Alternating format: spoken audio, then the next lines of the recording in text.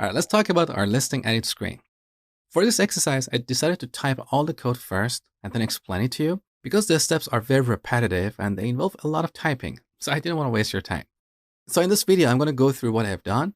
But once again, you can find the completed source code in the zip file that I gave you at the beginning of the course. So here we're importing 4 components from our forms folder. We have app form field, exactly like before. We have a new component, app form picker. That is a picker that we use inside a form. Let me give you a quick tour of this component. This component is very similar to our form field. So we're using formic context to get these objects, errors, set field value, touched, and values. Here we have an app picker and an error message. For our app picker, we're setting 4 props. We set items to the items that we get here as a prop. We're setting onSelect item. This is an event that gets raised when the user selects a value. So here we need to programmatically set the value of this field in formic. So in this function, we get the selected value, which is an object, and then call setFieldValue. We specify the name of the field, which we get as a prop, and the selected value or the selected object. Next, we have the placeholder and the selected item. I'm setting this to values of name. So values is an object that is available in formic, just like the errors and touched objects. It has a key value pair for every field in the form. So this is pretty straightforward. And then we have our error message exactly like before. Now, back to our listing edit screen. Here's my validation schema. So in this form, we have 4 fields. We have title, price, description, and category. Title is a string. It's required. I set the min to 1, so the user has to type at least 1 character.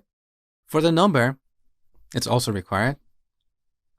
Here I supplied a range of values, so the price has to be between $1 and $10,000. Description is just a string. It's not required. Now, category is an object. It's required, and it's nullable. This is the only tricky part that you had to deal with. Now, here's my list of categories. For this exercise, I just added 3 objects in this array. All these objects have a label and a value, exactly like before. Now, here's my app form. Nothing magical here. The initial values is an object with these 4 properties.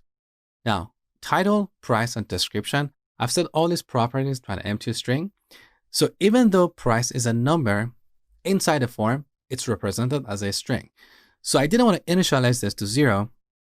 Otherwise, we would see 0 in our input field. So that is why I set it to an empty string. The category is an object, so it's going to be one of these objects. We either have a category or not. If we don't have a category, this property should be null, okay? Now I accidentally put a breakpoint. Let's remove that. So next we have onSubmit and validation schema, exactly like before. Now inside this form, we have these fields. We have a form field. Here I applied a max length of 255, so the user cannot type more than this number of characters, okay? I gave this field a name. This is used by our form component. And here we have a placeholder. Now for the price field, I set the keyboard type to numeric, so the user can only type a number. I set the max length to 8, because the maximum price we assume for this item is going to be $10,000, right? So we have to count for period and cents. So that is totally 8 characters. Here we should also set a name and placeholder. Next, we have our app form picker. Here we have 3 props, items which we set to our categories, as well as name and placeholder. And finally, we have another form field for our description.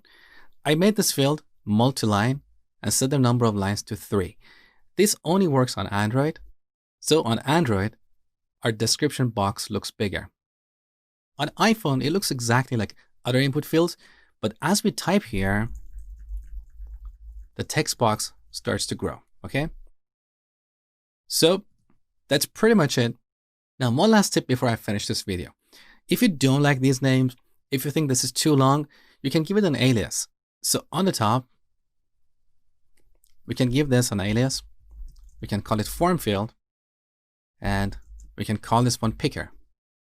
Now, we can go back to our form and rename these to form field.